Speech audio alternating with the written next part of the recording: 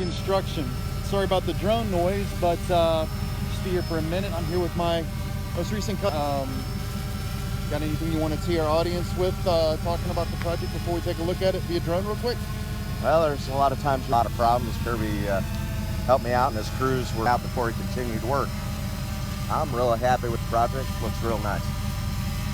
Well, Tom, it's been a lot of fun being here. And that was the main structure that we worked on, and gutter projects. So they're looking at a part as much, unless I can see the drip edge right there. That looks pretty. For you guys, some of that was based on. I honestly do think that you guys are going to be easier. The things we like to inspect right there.